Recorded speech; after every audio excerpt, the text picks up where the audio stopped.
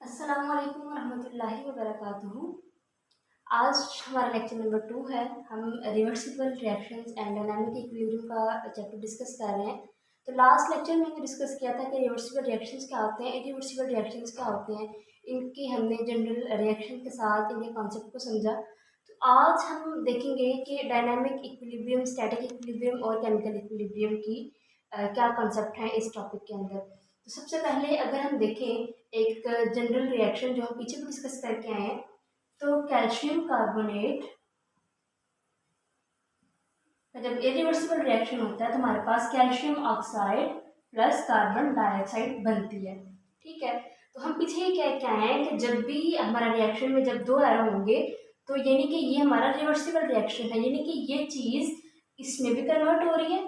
ठीक है, और ये वाली चीज़ अगेन डिकम्पोज होकर इसमें कन्वर्ट हो सकती है। जब ये वाला एरो होगा इसको हम कहेंगे ये फॉरवर्ड रिएक्शन है, और जब यही चीज़, ये दो चीज़ें मिलकर दोबारा ये चीज़ बनाएंगे तो इसको हम कहेंगे रिवर्स रिएक्शन, या फिर हम इसको कहेंगे बैकवर्ड रिएक्शन। ठीक है, तो हम कहते हैं कि जब हमारे पास दोनों की अमाउंट्स इक्वल हो जाती हैं, जब ये वाला हमारे पास ये वाली स्टेज आ जाती है, उसको हम कहते हैं यहाँ पे इक्विलिब्रियम एस्टेब्लिश हो गया। ठीक है, अब इक्विलिब्रियम की फर्दर 2 टाइप्स हैं। हम यहाँ पे देखते हैं कि जब स्टार्ट में डिकम्पोजिशन टाइम, हमने लास्ट लेक्चर में देखा कि डिकम्पोजिशन टाइम जो है वो ज़्यादा होता है। ठीक है, डिकम्पोजिशन का जो रेट होता है वो हमारे पास ज़्यादा होता है as compare to combination rate. ठीक है, यानी कि जब चीज़ें दोबारा से कंबाइन कर रही हैं तो उसका रेट हमारे पास कम होता है। कॉम्बिनेशन का रेट जो होता है, फॉर्मेशन का आप कह लें कि वो रेट उसका कम होता है। ठीक है, तो फिर एक टाइम ऐसा आता है कि जब इन दोनों के रेट जो हैं वो इक्वल हो जाते हैं, तो बेसिकली उसी स्टेज को हम कहते हैं कि ये यहाँ पे हमारा इक्विलिब्रियम जो है वो इस्टेब्लिश हो गया। आगे हम फर्दर डिस्कस करेंगे कि किस तरह हमारा इक्विलिब्रियम, हम उसको इक्विलिब्रियम को डिस्टर्ब भी कैसे कर सकते हैं। तो डिफरेंट कंडीशंस होंगी उसकी। और दूसरा ये कि फिर अगर हम इक्विलिब्रियम को डिस्टर्ब कर भी रहे हैं तो दोबारा से इक्विलिब्रियम खुद को कैसे अटेन करता है। ठीक है, तो ये बहुत इंपॉर्टेंट टॉपिक है और अक्सर ये पेपर में हमें एग्जाम में लॉन्ग क्वेश्चन में आ जाता है। ठीक है, अब हमने जनरल ये बात कर ली कि हमारे पास इसका रेट ज़्यादा होता है, इसका रेट कम होता है। अब अगर हम सपोज करें कि हमारे पास कैल्शियम कार्बोनेट जो है, लेट्स सपोज हमारे पास इसके 2 मोल्स हैं। ठीक है, हमारे पास इसके जब 2 मोल्स हैं तो स्टार्टिंग में हमारे पास ये जो चीज़ बन रही है ना, इसके 0 मोल्स होंगे, यानी कि इसका रेट ज़्यादा है, इसका रेट हमारे पास कम है, नेग्लिजिबल है। नेग्लिजिबल मतलब कि ये ना होने के बराबर है। स्टार्ट में सिर्फ इसके जो है ना, इसी कंसंट्रेशन अब कह लें कि ज़्यादा है और इसकी कंसंट्रेशन बिल्कुल कम है। लेकिन जैसे जैसे ये इसमें कन्वर्ट हो जाएगा और दोबारा से ये इसमें जाएगा, क्योंकि ये रिवर्सिबल रिएक्शन है और ये रिवर्स हो सकता है, तो जब ये चीज़ पूरी बन जाएगी, ये दोबारा से इसमें जाएगी, तो फिर इसका जो रेट होगा यहाँ पर जो नेग्लिजिबल हम कह रहे हैं ना, तो दूसरे केस में वो चीज़ यहाँ पे हमारे पास अपोजिट हो जाएगी। ठीक है, तो यहाँ पे हमारे पास जब दोनों की स्पीड्स इक्वल होती हैं तो हम कहते हैं कि यहाँ पे इक्विलिब्रियम एस्टेब्लिश हो गया है। जब रिएक्शन का मिक्सचर जो है वो हमारा इक्वल हो जाए ना, तो हम कहते हैं कि यहाँ पे हमारा केमिकल इक्विलिब्रियम एस्टेब्लिश हो चुका है। अब केमिकल इक्विलिब्रियम को अगर हम डिटेल में देखें, क्योंकि ये चीज़ें तो हमने पीछे भी थोड़ी बहुत डिस्कस की थी, तो अगर हम देखें कि किस तरह हमारा जो डायनामिक और स्टैटिक इक्विलिब्रियम है, क्या उसकी डेफिनेशन है या क्या उनके डिफरेंसेस हैं, वो हम यहाँ पे देख लेते हैं। ठीक है, तो हम कह रहे हैं कि जो केमिकल इक्विलिब्रियम है इसकी 2 टाइप्स हैं, स्टैटिक एंड डायनामिक।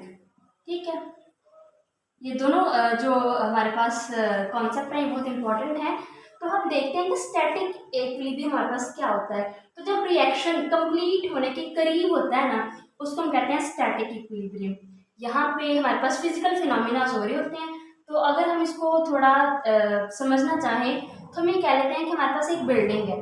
ठीक है, अब उस बिल्डिंग में डिफरेंट हमारे पास जो है फोर्सेस, ये एक सपोज करने का बिल्डिंग है, तो डिफरेंट फोर्सेस यहाँ पे जो है वो अप्लाई हो रही होती हैं। तो वो दोनों फोर्सेस जो है वो आपस में दूसरे को कैंसिल करती हैं, तो बिल्डिंग जो है वो अपनी जगह पे मेंटेन रहती है।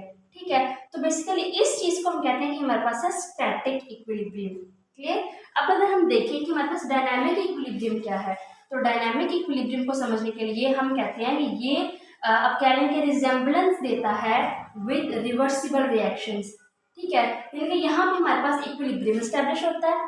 ठीक है, इक्विलिब्रियम स्टैब्लिश होता है तो ये रिवर्स रिएक्शन होता है। अगर रिएक्शन भी हम इसमें लिखना चाहें तो लिख सकते हैं, जो हम पीछे कैल्शियम कार्बोनेट का पढ़ रहे हैं कि जब ये रिएक्ट करता है तो कैल्शियम ऑक्साइड बनाता है, साथ हमारे पास कार्बन डाइऑक्साइड, और ये दो चीज़ें जब दोबारा से आती हैं तो हमारे पास ये कैल्शियम कार्बोनेट बना देती हैं, जो कि रिप्रेजेंट कर रहा है कि ये रिवर्सिबल रिएक्शन है। साथ साथ आप अगर पिछले लेक्चर भी रिवाइज करना चाहें तो आप देख लीजिए, यहाँ पे डबल एरो है और हमने पढ़ा था डबल एरो किस में होते हैं, रिवर्सिबल रिएक्शंस में, जो कि रिवर्स हो सके। जब एक चीज़ बन गई है तो जो चीज़ बनी है वो दोबारा से पहली चीज़ में कन्वर्ट हो सके।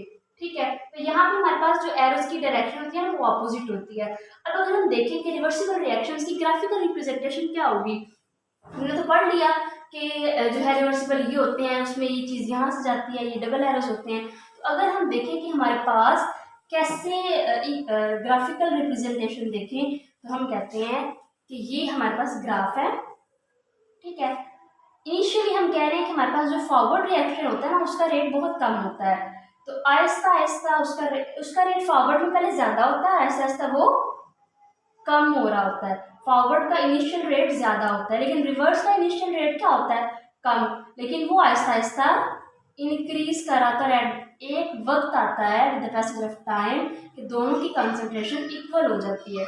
ठीक है, तो ये थोड़ी सी हमारे पास ग्राफिकल रिप्रेजेंटेशन थी। अगर आपको एग्जाम में ये क्वेश्चन आए, लॉन्ग क्वेश्चन बहुत इंपॉर्टेंट है, तो आपने इसके साथ में ग्राफिकल रिप्रेजेंटेशन देनी है, आपने रिवर्स रिएक्शंस को डिफाइन करना है, साथ उसकी इक्वेशन लिखने हैं। आपको आयोडीन हाइड्रोजन वाली भी करवाई गई है, आपको कैल्शियम कार्बोनेट वाली एग्जाम्पल भी हमने करवाई है, तो आप इस तरह अपना लॉन्ग क्वेश्चन बहुत अच्छी तरह अटेम्प्ट कर सकते हैं। अब अगर हम देखें कि हमारे पास किस तरह इनके क्या लेके इक्वेशन लेते हुए उसकी मोल्स की कंसंट्रेशन चेंज कर दें अगर, तो किस तरह इक्विलिब्रियम की हम कंडीशंस को, उसकी फॉर्म्स को लिख सकते हैं। तो हम इस तरह भी लिख सकते हैं जो हम पीछे एग्जांपल पढ़ के आए हैं। हाइड्रोजन आयोडाइड हमारे पास बनाते हैं हाइड्रोजन आयोडाइड, यानी कि हाइड्रोजन और आयोडीन मिलके हमारे पास हाइड्रोजन आयोडाइड बना रहे हैं। अब हम क्या लेते हैं, इसके यहाँ पे 2 मोल्स हैं। ठीक है, यानी कि हम सपोज कर लेते हैं कि हम इसके यहाँ पर 2 मोल्स जो हैं वो ले रहे हैं अपने रिएक्शन के अंदर, तो होगा क्या कि सबसे पहले तो फॉरवर्ड रिएक्शन जाएगा। ठीक है, इस चीज़ से ये चीज़ बनेगी और फिर इसका बैकवर्ड रिएक्शन होगा यानी कि रिवर्स, तो इस चीज़ से ये चीज़ बनेगी। अगर हम इतने एरोस की जगह इसको आसान तरीका जो है इसकी रिप्रेजेंटेशन का अगर वही अप्लाई करें तो वो ज़्यादा बेस्ट रहेगा। तो ये चीज़ पहले ये बनी, दोबारा से ये चीज़ यहाँ पे आ गई। ठीक है, तो अब हम देखते हैं कि ये हमारे पास हाइड्रोजन है, ये हमारे पास आयोडीन है। ठीक है, इसको हमने हीट किया ना बेसिकली, तो हमारे पास ये वाली चीज़ जो है वो आ गई है। हाइड्रोजन आयोडाइड हमारे पास एज अ प्रोडक्ट है। जब हाइड्रोजन और आयोडीन ने रिएक्ट किया, इन दो सब्सटेंसेस ने आपस में रिएक्ट किया, तो हमारे पास hydrogen iodide as a product हमें रिसीव हो गया।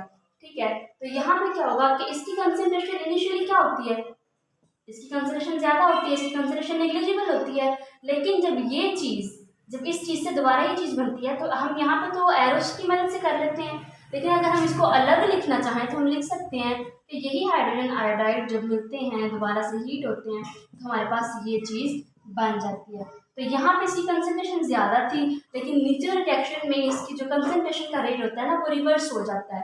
ठीक है, यानी कि रिएक्टेंट्स कन्वर्ट हो रहे हैं प्रोडक्ट्स के अंदर। ठीक है, और फिर प्रोडक्ट्स जो हैं वो कन्वर्ट हो रहे हैं अगेन रिएक्टेंट्स के अंदर। हमने इसकी ग्राफिकल रिप्रेजेंटेशन भी देख ली है। अब अगर हम देखें इसकी इंपॉर्टेंट कैरेक्टरिस्टिक्स यानी कि macroscopic characteristics of dynamic equilibrium, तो ये बहुत इंपॉर्टेंट क्वेश्चन है, तो हम 1 बाय 1 इसको डिस्कस कर लेते हैं कि किस तरह हमारी जो कैरेक्टरिस्टिक्स हैं रोल प्ले कर रही है हमारी, कि डायनामिक इक्विलिब्रियम क्या चीज़ है। हम थोड़ा बहुत स्टडी तो कर रहे हैं कि डायनामिक इक्विलिब्रियम जो है वो रिवर्सिबल रिएक्शन से मिलता जुलता ही है। ठीक है, और हमने उसमें कंटिन्यूस का भी देख लिया कि जो चीज़ें हैं वो रुकती नहीं है, यानी कि ये नहीं हम कह सकते कि यहाँ पे ये चीज़ बन गई, ऐसा नहीं होता। यानी कि हमारे पास अगर कैल्शियम कार्बोनेट है, ये रिवर्सिबल रिएक्शन है, कैल्शियम ऑक्साइड और CO2 में ये इसका जो रिएक्शन है वो बढ़ रहा है, तो हम इसको ऐसे भी लिख सकते हैं कि हम पहले कैल्शियम ऑक्साइड ले रहे हैं फिर हम CO2 ले रहे हैं, तो हमारे पास जो है ये पहले बन गया CO3 कैल्शियम कार्बोनेट। ठीक है, और फिर दोबारा हम इसी चीज़ को यहाँ पे लेते हैं तो यहाँ से ये भी बन सकता है, अगेन ये भी बन सकता है। ये जो कन्वर्जन है ये यहाँ पे होती रहती है, ठीक है। तो दोनों सूत्रों में हम इसको लिख सकते हैं, ठीक है। फर्क सिर्फ इतना है कि यहाँ पे पहले ये चीज़ आ गई, फिर ये बन गया, यहाँ पे हमने ये बन लिया, फिर कैल्शियम कार्बोनेट बन गया। तो असल में ये चीज़ें कंटिन्यू रहती है, ये प्रोसेस कंटिन्यू रहता है। यहाँ से ये भी बन सकता है, यहाँ से ये भी हम बना सकते हैं, ठीक है। अब सबसे पहले कैरेक्टरिस्टिक्स जो है हमारे पास वो ये आ रही हैं कि क्लोज्ड सिस्टम। आपने पिछले लेक्चर में देखा होगा कि हमने फ्लास्क की मदद से कैल्शियम कार्बोनेट वाली इक्वेशन को समझा था कि अगर हमारे पास एक ये फ्लास्क है, ठीक है, इसमें कैल्शियम कार्बोनेट है, ठीक है, वो calcium oxide plus carbon dioxide में कन्वर्ट हो रहा है। हमने यहाँ पे कहा कि ये बिल्कुल ओपन है, ठीक है, इसको हमने कॉर्क से बंद नहीं किया इस फ्लास्क को। तो क्या होगा, जब ये चीज़ इसमें कन्वर्ट होगी तो कार्बन डाइऑक्साइड चूंकि एक गैस है तो ये यहाँ से क्या करेगी, ये रिलीज हो जाएगी, कार्बन डाइऑक्साइड यहाँ पे इवॉल्व हो जाएगी। तो यहाँ पे हम कह रहे हैं कि हमारी पहली कैरेक्टरिस्टिक्स हैं कि यहाँ पे क्लोज्ड सिस्टम होना चाहिए। तो आपने पिछले लेक्चर में हमने ये स्टडी किया था कि अगर फ्लास्क को हम क्लोज्ड एक फ्लास्क लें, ठीक है, जिसको हमने ऊपर से बंद किया हुआ है, तो सेम यहाँ पे कैल्शियम कार्बोनेट जो है वो डिकम्पोज होकर दोबारा से कैल्शियम ऑक्साइड और कार्बन डाइऑक्साइड में कन्वर्ट होता है। तो यहाँ पे कार्बन डाइऑक्साइड को बाहर जाने का रास्ता ही नहीं मिलता। अगर इसका ऊपर से ये बंद होगी तो हमारे पास क्या होगा कि कार्बन डाइऑक्साइड अंदर ही जाएगी और ये दोबारा से इसके साथ रिएक्ट करके यही चीज़ दोबारा बनाएगी। तो यहाँ पे हमारे पास जो है प्रोसेस रिवर्स होता जाएगा। तो क्लोज सिस्टम में हमारे पास जो है वो रिवर्सिबल रिएक्शंस होते हैं। और आपको पता है कि डायनामिक इक्विलिब्रियम तब इस्टेब्लिश होता है जब उसके जो है इक्विलिब्रियम उसका जो है रिएक्शन रिवर्स हो, चीज़ें जो हैं वो प्रोडक्ट जो है वो दोबारा से रिएक्टेंट पे कन्वर्ट होते रहे। अगर दूसरी कैरेक्टरिस्टिक्स को हम देखें तो यहाँ पे ये है इक्विलिब्रियम की जो कंसंट्रेशन होती है ना, जहाँ पे इक्विलिब्रियम इस्टेब्लिश हुआ उसकी जो कंसंट्रेशन होती है ना वो यहाँ पे कांस्टेंट रहती है, ठीक है। जहाँ पे इक्विलिब्रियम इस्टेब्लिश हुआ उसकी कंसंट्रेशन यहाँ पे हमारे पास जो है वो कांस्टेंट रहती है दोनों चीज़ों की, ठीक है। अगर नेक्स्ट हम यहाँ पे इसकी जो नेक्स्ट डायनामिक इक्विलिब्रियम की कैरेक्टरिस्टिक्स हैं वो देखें तो हम ये कहते हैं कि यहाँ पे रिएक्शन जो वो स्टॉप नहीं होता, यहाँ से ये बनता रहता है, दोबारा से सर्कल जो है वो कंटिन्यू रहता है, तो ये स्टॉप नहीं होता है, ठीक है। फिर हम देखते हैं कि हम इक्विलिब्रियम को किसी भी तरह से अटेन कर सकते हैं, ठीक है। अब अटेन हम कर सकते हैं, अब क्या लें, सिंपल सी इक्वेशन लेते हैं कि इक्विलिब्रियम को हम किसी भी तरीके से अटेन कर सकते हैं। ये हम बात पहले भी करके आए हैं पीछे इक्वेशन की मदद से। तो अगर यहाँ पे हम देखें तो calcium carbonate calcium oxide plus CO2 में जा रहा है, ठीक है। या हम ये भी कह सकते हैं कैल्शियम ऑक्साइड और CO2 जो है ये हमारे पास ये बना रहे हैं, ठीक है।